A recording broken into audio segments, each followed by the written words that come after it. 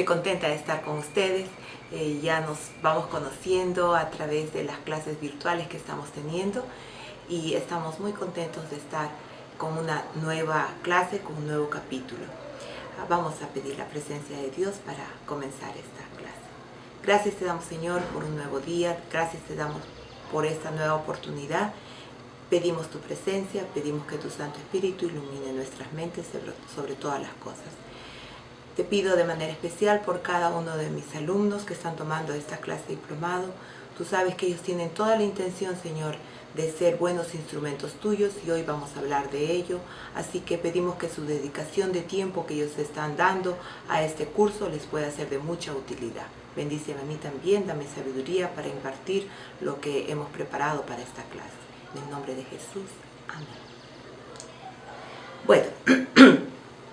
Estamos tomando el diplomado de desarrollo humano con énfasis en el desarrollo de la personalidad y del carácter.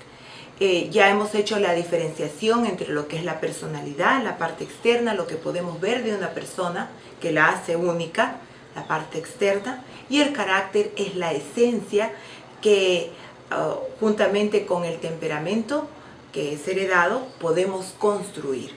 Hemos ya visto en las diferentes ocasiones anteriores que la importancia de la formación del carácter y por qué nosotros estamos tomándonos todo este tiempo solo para dedicarnos a ver qué podemos construir o cómo podemos construir carácter. Ya venimos diciendo que al final vamos a dar un pequeño seminario para que ustedes puedan usarlo en sus iglesias, en sus escuelas o en sus casas, cómo poder enseñar los valores que finalmente son los que construyen el carácter. Vendríamos a decir que los valores serían como ladrillitos que van a construir el edificio, que es el carácter.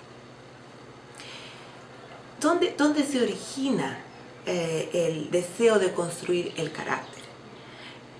Comenzamos en nuestra clase reconociendo que Dios es el que crea al hombre y a la mujer a su imagen y semejanza. Entonces reconocemos que nosotros somos hechura de Dios. Y Dios tiene carácter, tiene características de carácter y la esencia del carácter de Dios es amor. Entonces cuando Dios crea al hombre, lo crea con amor. No para tener robots que sean igualitos a Él, parecidos a Él, semejantes a Él y todo igual a Él, en su apariencia, sino sean semejantes a Dios en su esencia. Y Dios es un Dios de amor que nos ha dado el libre albedrío. Entonces vamos en esta sesión vamos a ver el plan original de Dios en la construcción del carácter y vamos a ver qué es lo que sucede cuando el hombre penosamente toma la decisión errónea y peca. Y entonces, ¿qué pasa? También se destruye el plan original de Dios de formar el carácter en el ser humano, un carácter que se asemeje a Dios, a su hacedor. Vamos a ver entonces eso en esta sesión. Leyendo mi Biblia, me encontré con este salmo que yo creo que está muy relacionado a lo que venimos estudiando. Y no lo voy a leer todo porque es uno de los salmos más largos de la palabra de Dios, pero me gustaría leer los primeros versículos del Salmo 119, que dice así: Dichosos los que van por caminos perfectos, los que andan conforme a la ley del Señor. Dichosos los que guardan sus estatutos y de todo corazón lo buscan. Jamás hacen nada malo, sino que siguen los caminos de Dios. Tú has establecido tus preceptos para que se cumplan fielmente. Cuánto deseo afirmar mis caminos para cumplir tus decretos. No tendré que pasar vergüenzas cuando considere todos tus mandamientos. Dios ha establecido mandamientos y como sus seres creados deberíamos encontrar gozo, dicha en querer cumplir sus mandamientos, porque los mandamientos de Dios, como ustedes podrán haber visto ya, son mandamientos para hacer feliz al hombre. No son mandamientos egoístas de un Dios tirano, sino son mandamientos de amor para que el ser humano viva en felicidad. Comenzando por el mandamiento, el cuarto mandamiento del sábado.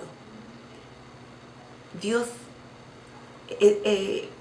separó un día especial para una comunión con su pueblo. Y finalmente, yo no sé si a ustedes les pasa igual que a mí, pero para mí el día sábado es mi día favorito. Porque ese día, ya desde que empieza, ¿no?, las horas últimas de la tarde del día viernes, mi mente se empieza a desconectar de todos los trajines de la semana, del estrés del trabajo, del estrés de las cosas cotidianas, de la casa. Mi casa está más limpia que cualquier otro día, está muy bonita. Y empieza a las horas del sábado y yo encuentro un remanso. Y encontrarme con mi Dios me carga de energía, de baterías para el resto de la semana. Muchas veces tenemos actividades con mi esposo en la iglesia, ¿no?, inclusive dar seminarios, y corremos a veces de un lado para otro, pero por alguna razón no es el cansancio del trabajo de la semana, ese trabajo que hacemos a veces los sábados, ¿no?, dentro de la iglesia, compartiendo con nuestros hermanos, en vez de desgastarnos, nos renueva. Y entonces comprendemos que Dios ha hecho el sábado pensando en nosotros. Y bueno, podríamos hablar muchísimas más cosas de cómo la naturaleza necesita de un día, el propio cuerpo está hecho así, necesita de un día para restablecerse. Entonces uno se pregunta, ¿no?, ¿y cómo viven los demás que no practican el reposo sabático? ¿Cómo hacen? Bueno, el mundo está como está justamente por la falta de obedecer, de encontrar delicia en la obediencia a los mandamientos. Y así podríamos ir con varios de los preceptos que Dios nos ha dado, que finalmente nos traen felicidad a nosotros. Muchas veces tengo que conversar con los jóvenes. Este miércoles nomás tuve una participación en un programa de la radio, donde hablábamos sobre las amistades, que los jóvenes le llaman las amistades con derechos, ¿no? Los mandamientos hablan muy claramente sobre la fornicación. Y a veces no comprendemos que la fornicación, que aparentemente nos trae una gratificación momentánea, no trae gratificación a largo tiempo. Parejas que se casan con experiencias premaritales ya traen a sus hogares dolor, tristeza, malas memorias, malas experiencias.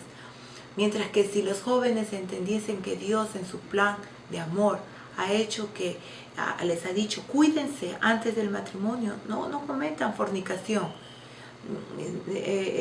cuídense para el matrimonio, se van a dar cuenta que cuando entran al matrimonio puros, gozan de las bendiciones que Dios ha dado para la pareja. El diablo es el que ha ensuciado la sexualidad. Dios lo ha dado como un regalo para la pareja. Entonces, si cumplimos los mandamientos y los preceptos de Dios, aún en este mundo de pecado y en este mundo de sufrimiento y en este mundo de dolor, vamos a poder encontrar la verdadera felicidad que parte de un corazón que tiene paz. Así que el plan de Dios para sus hijos fue un plan perfecto, fue un plan donde había armonía, donde había paz, había amor, que surgía de la propia esencia del carácter de Dios. Entonces vamos a ver dos partes, ya dijimos. Vamos a comenzar con el plan original. ¿Cuál fue el plan original de Dios? ¿Qué modificaciones se han hecho a su plan original? Eso vamos a ver en la siguiente parte. La primera parte, el plan original. Aunque Adán y Eva fueron creados perfectos, la intención de Dios era que debían experimentar crecimiento continuo de carácter, pareciéndose más y más a su Creador a medida que fueran aprendiendo de Él el objetivo completo de su creación. O sea, Dios los había creado, pero con el objetivo que se puedan seguir desarrollando. Ese es un Dios de amor. Crea a sus hijos con amor. No quería robots, no quería personas que hagan, piensen como una sola persona piensa y los demás sean imitadores. Sino su plan era que se pueda su carácter seguir desarrollando. ¿Bajo qué situaciones?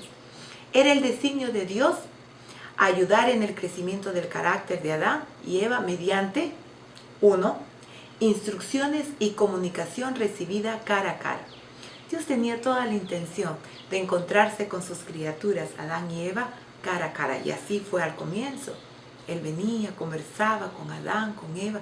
Y Adán y Eva estaban gozosos de recibir a Dios en el jardín del Edén. Por eso es que cuando luego pecaron y conocieron el pecado, se rompió esa comunicación y se tuvieron que esconder. Bueno, pero ahora estamos hablando cómo fue al inicio. Dios quería comunicarse con sus criaturas, con sus hijos, cara a cara. Luego les dio las opciones, ¿no? De todo fruto que veis aquí en el Edén pueden comer, podéis comer, les dijo. Pero acá hay un fruto, de este no van a comer. Les quiso enseñar desde un inicio la elección. ¿No es eso lo que nosotros debemos o queremos hacer con nuestros hijos? Que ellos puedan aprender a elegir desde muy pequeñitos para que cuando salgan del hogar sepan tomar buenas elecciones. Bueno, Dios, como el Padre perfecto, eso es lo que Él quería, que sus hijos aprendan a elegir, pero su deseo era que sepan elegir lo correcto.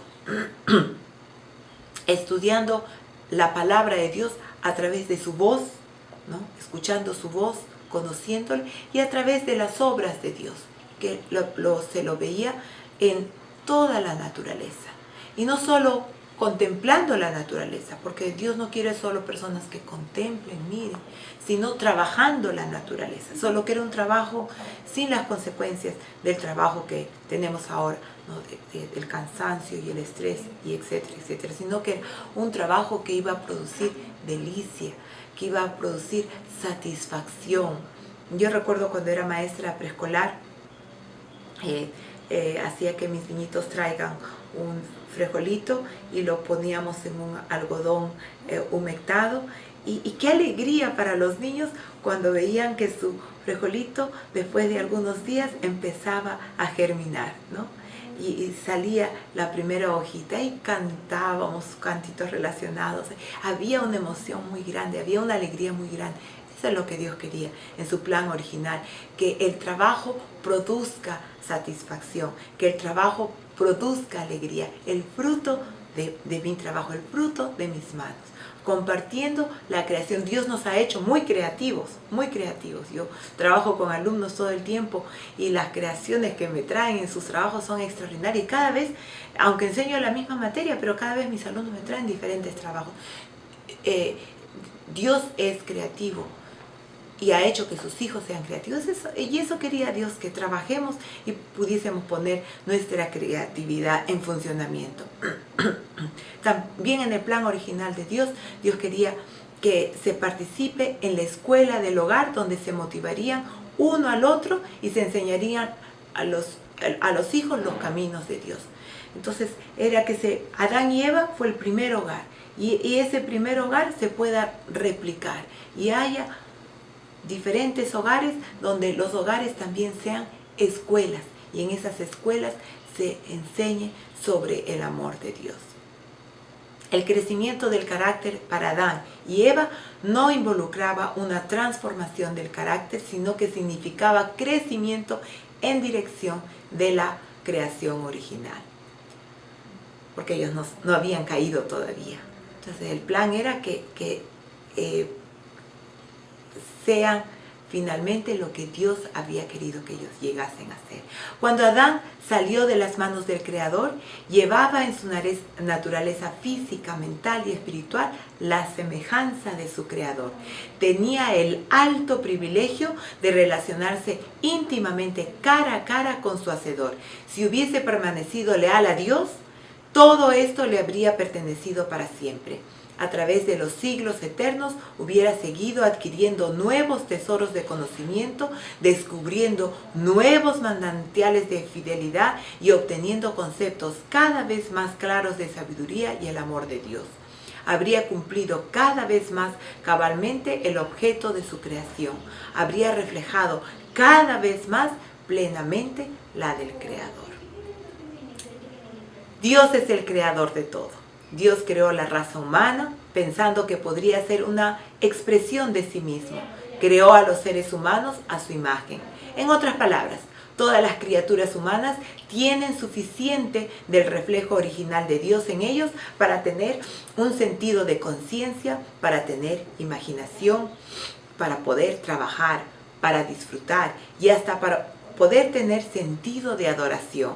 En ningún modo esto implica que alguien tiene salvación mediante la presencia de la imagen de Dios. Significa que los seres humanos piensan que son caídos, tienen un sentido que pueden crecer en la fe en Cristo. Dios le dio a Adán y a Eva la elección de desarrollar sus caracteres. No quería que conocieran las consecuencias del pecado, pero les dio la opción de elegir. Sin libre albedrío no podrían haber desarrollado su carácter. Yo de niña me preguntaba, ¿por qué les dio la opción de poder caer? ¿Por qué no los hizo sin poder caer y que solo sean obedientes? Ya con el tiempo y creciendo y ahora que soy mamá, yo entiendo, Dios no en su amor no quería robots, venimos diciendo. Nosotros tampoco queremos que nuestros hijos simplemente, sin pensar, hagan como si fuesen soldados, sin razonamiento, hagan porque se les manda. Sino queremos que razonen, piensen y por su propia voluntad, porque comprenden y entienden, por su propia voluntad, escojan lo que es bueno. Nuestros primeros padres no fueron colocados fuera de la posibilidad de obrar mal. Dios podía haberlos creado de modo que no pudieran faltar a sus requerimientos, pero en ese caso no podría haber habido desarrollo del carácter. Su servicio no habría sido voluntario, sino forzado. Les dio, por lo tanto, la facultad de escoger, de someterse o no a la obediencia. O sea, Adán y Eva desde un inicio, Dios les dio esa capacidad. No sabemos cuánto tiempo pasó desde que fueron creados hasta la desobediencia, pero sí sabemos que ellos tuvieron esa oportunidad de gozar de la compañía de Dios y ellos elegían cada día obedecerle. No vamos a entrar en detalles de cómo fue el pecado y cómo es que Eva se fue solita, ¿no? Y algunos culpan que desde ahí las mujeres tenemos esa mala tendencia de escaparnos y alejarnos de nuestros esposos. Probablemente ahí hay una lección que aprender y que no debemos alejarnos de nuestros esposos sino andar en unidad. Pero Adán también tuvo la posibilidad de elegir y eligió lo incorrecto. El plan original de Dios proveyó a la familia una escuela en el hogar, donde los hijos aprenderían de sus caminos y de los planes que tenía para ellos. Les fue encomendada a los padres la responsabilidad de enseñar a sus hijos el camino del Señor y a desarrollar su carácter. En el libro La Educación estoy ahora compartiendo con ustedes varias citas de Elena de White que yo reconozco en mis años profesora, madre, reconozco que Elena de White recibió inspiración divina. Las cosas que ella ha escrito hace mucho tiempo, que tal vez no tuvieron en su momento un respaldo científico, hoy lo tienen. Y nada de lo que ella ha escrito hace que la educación, si cualquier sistema de educación lo aplicaría, y fuese para atrás, Tenemos aquí a un médico reconocido que habla en RPP, y él el doctor Pérez, dio una vez una charla y dijo: yo conozco a los adventistas, mi abuelita era adventista y yo leo los libritos morados muchas veces, y de ahí yo saco muchas de las enseñanzas. Eso es en el ámbito de la medicina. Y lo mismo en el ámbito de la educación, y mucho más si nosotros queremos hablar de la educación que forma para la vida eterna. Así que muchas de las cosas que estoy compartiendo en esta sesión con ustedes son citas de Elena de White. Y ella habla en el libro de la educación y dice: el sistema de educación instituido al principio del mundo debía ser un modelo para el hombre en todos los tiempos. Como una ilustración de sus principios, se estableció una escuela modelo en el Edén, el hogar de nuestros primeros padres. El jardín del Edén era el aula, la naturaleza, el libro de texto, el creador, el mismo Maestro Señor Dios, y los padres de familia, los primeros alumnos. Esa es una de las razones por qué nuestras instituciones se han formado o han sido construidas lejos de la ciudad, en medio de la naturaleza. Aunque algunas de nuestras instituciones, la ciudad ya nos alcanzó. Yo crecí en la Universidad Peruana Unión, bueno, nací aquí, desde donde estoy dictando esta clase, en la Universidad Peruana Unión. Mi madre solo fue a dar a luz a nuestra clínica adventista en Miraflores, pero pues prácticamente yo nací aquí. Y para ir a la ciudad de Lima había que prácticamente viajar, ¿no? Teníamos que tomar un colectivo que nos sacase a la carretera central, y de ahí teníamos que esperar alguna movilidad que nos lleve casi 1 hora de viaje para Lima. Y era muy interesante viajar hacia Lima porque uno pasaba por campos de agricultura, por muchos minutos de campos de agricultura, hasta que ya empezaba la ciudad. Crecí en un ambiente muy bonito. Yo recuerdo que cuando abría la puerta de mi casa y salía al patio de mi casa, un poquitito más allá del patio de mi casa estaban las chacras de la universidad, que en ese entonces se criaba, y estaban las vacas. Y cuando yo era muy niña, yo creía que esas vacas eran mías, porque cuando yo me levantaba temprano en la mañana, yo veía a las vacas, y cuando me iba a dormir, las vacas todavía estaban por allí o ya las estaban recogiendo. Así que nunca pregunté a nadie si esas vacas eran mías o no, simplemente uno crece pensando que todo lo que le rodea es de uno, y tomaba, ¿no?, la leche de esas vacas. No sé si era bueno o no era bueno, pero a mí me hizo mucho bien, porque hasta ahora me dicen que tengo fuertes huesos, peso bastante, y más mi peso es de huesos que otra cosa. Crecer en medio de la naturaleza nos hace de una forma muy espontánea, con mucha posibilidad de creer en el ser humano, sin esa desconfianza que crea la ciudad.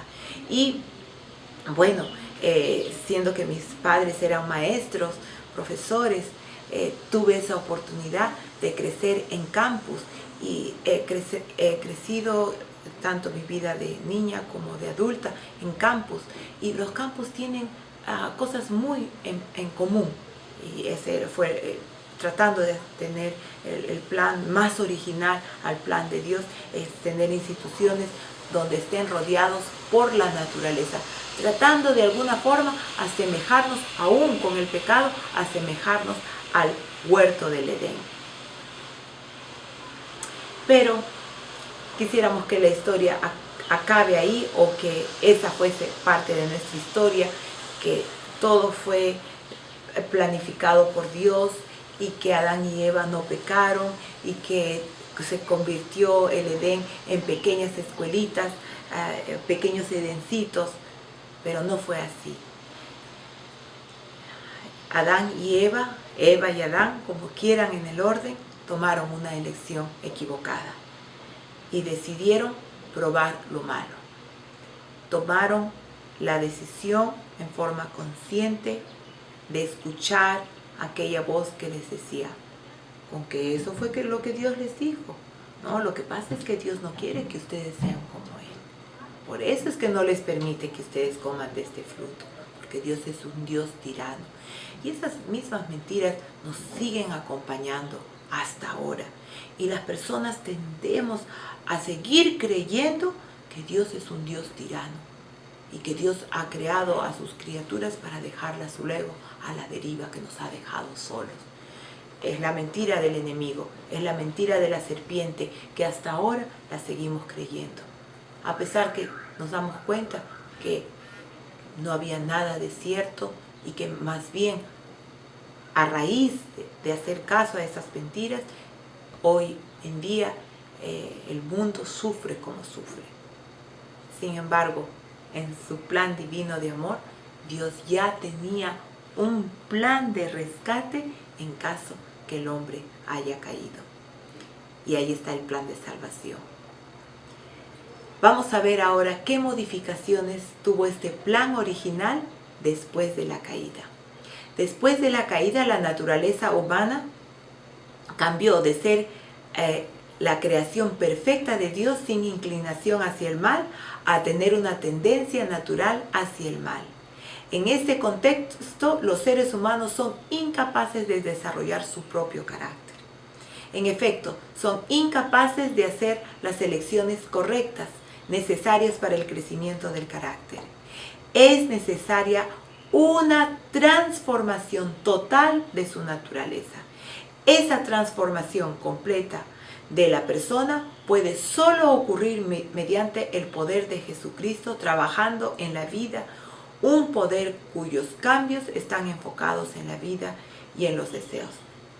La otra noche, cuando tuvimos nuestra sesión, hablábamos justamente de eso. El hombre puede formar su propio carácter desde que nace. Necesita, ya que estamos hablando de post-pecado, necesita de la ayuda de nuestro Señor Jesucristo. Y entonces ahí cumplimos los padres, los maestros, los líderes espirituales, un rol muy importante de ser los instrumentos de Dios. En el deseado de toda la gente encontramos que dice, nadie excepto Cristo puede amoldar de nuevo el carácter que ha sido arruinado por el pecado. Él vino a expulsar a los demonios que habían dominado la voluntad. Vino para levantarnos del polvo, para rehacer según el modelo divino el carácter que había sido mancillado, para hermosearlo con su propia gloria. Más adelante en el libro de la educación encontramos el conocimiento de Dios, el compañerismo con Él en el estudio y el trabajo, la semejanza a Él en carácter, habían de ser la fuente, el medio y el blanco de la educación de Israel, la educación impartida por Dios a los padres y que ellos debían transmitir a sus hijos. Encontramos en Deuteronomio 6, ¿no?, que estas cosas les enseñarás a tus hijos mientras que caminas, mientras que trabajas, mientras que estás haciendo las cosas. Tú debes pasar las enseñanzas de Dios. Las enseñanzas de Dios no es solo para pasarlo en un momento del día, sino es a través de todo el día. Pero Israel falló en su tarea de educar a la juventud desde el hogar. Por eso se tuvo que establecer las escuelas de los profetas. Y ustedes conocen muy bien sobre las escuelas de los profetas. Más tarde, cuando Cristo vino a la tierra, se estableció una escuela para sus discípulos. Qué lindo. Y Cristo nos da para los maestros, nos da un tremendo ejemplo de cómo enseñar a través del discipulado. Cristo compartió su mesa, compartió su vida diaria con sus discípulos, y es así como ellos cada vez se asemejaron más a su maestro. Conocemos bien la historia de los hijos del trueno, ¿no? Chicos impetuosos, bocas sucias, con envidia, con ambiciosos, ¿no? Pero finalmente encontramos ya al final de la historia de Juan, ¿no?, el discípulo amado, aquel que quedó a los pies de la cruz, encontramos un lenguaje tan tierno como dice en sus epístolas, ¿no? Hijitos míos, estas cosas os escribo. Qué lenguaje más lindo.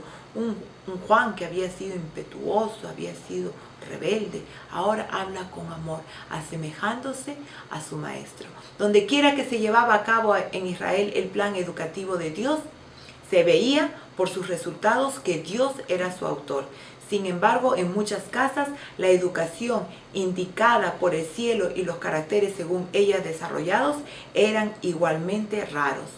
Se llevaba a cabo parcial e imperfectamente el plan de Dios. Los padres y las madres israelitas llegaron a ser indiferentes con respecto a la obligación para con Dios y para con sus hijos. ¿No les suena esto familiar? En Israel, muchos padres y madres se olvidaron de las enseñanzas de Dios y de que debían moldear el carácter de Dios en sus hijos. Es lo que pasa hoy en día. He tenido muchas veces la experiencia de que padres han venido a mi aula de clases cuando enseñaba a niños o enseñaba a adolescentes y me han dicho: profesora, mi hijo es todo suyo. Usted haga con mi hijo lo que usted desee. Yo ya no quiero saber más nada.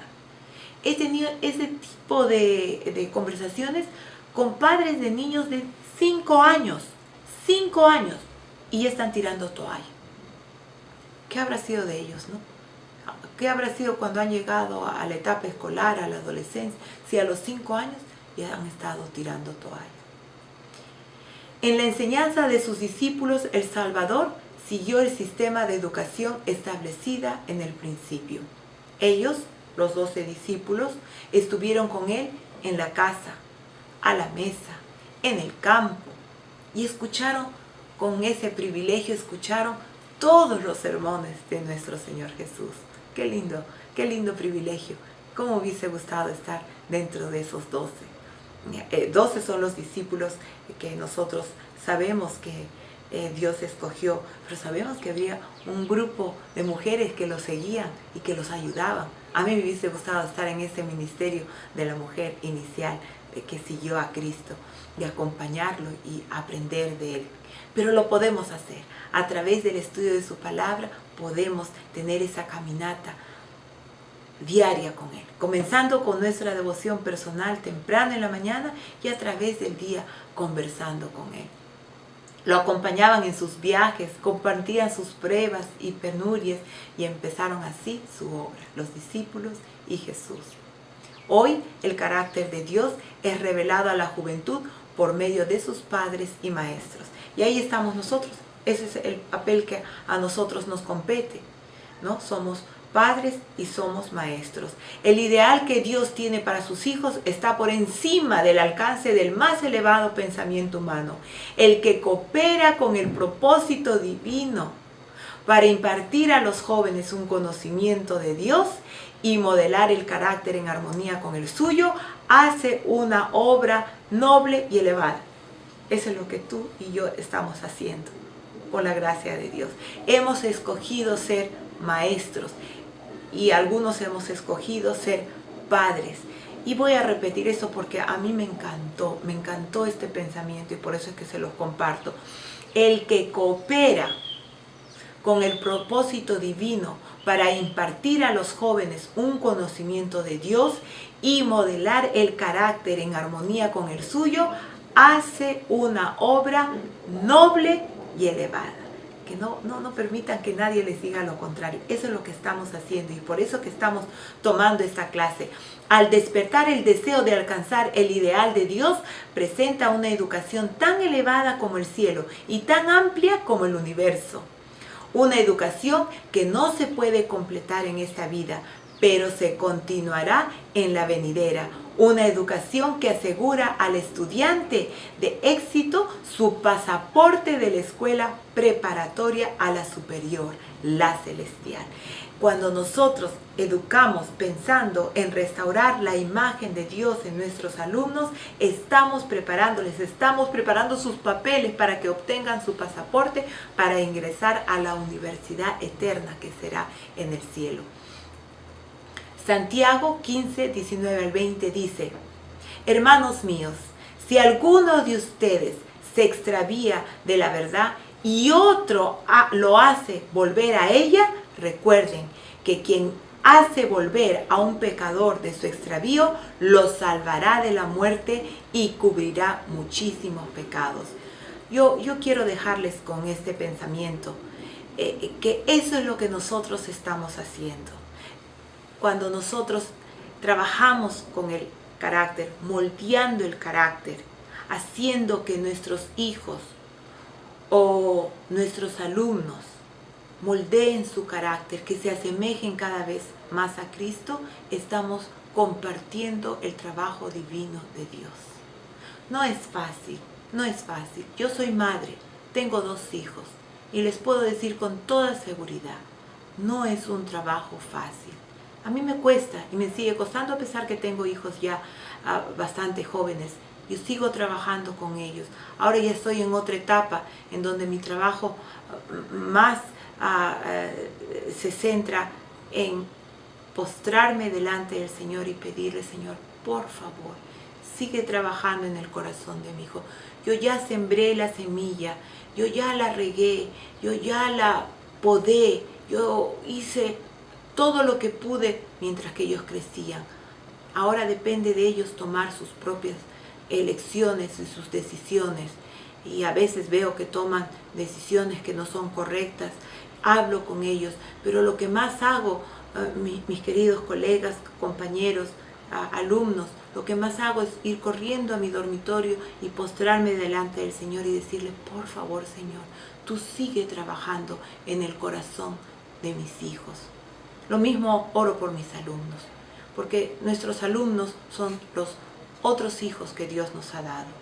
No tiremos toalla, no hagamos lo que otras personas han hecho en el pasado, porque ya tenemos la experiencia de ellos que no les fue bien. Continuemos trabajando. Los felicito que ustedes estén tomando este curso, porque eso me indica que ustedes están preocupados por la formación del carácter de sus hijos, de sus alumnos, que finalmente será lo que nos lleve al cielo. Oremos. Gracias te damos, Señor, por esta sesión y pido que tu bendición caiga sobre nosotros porque hemos decidido compartir el trabajo de la educación. Por favor, que no sea nosotros que ellos vean, sino que a través de nosotros te puedan ver a ti. Quédate con nosotros, Señor, en el nombre de Jesús. Amén.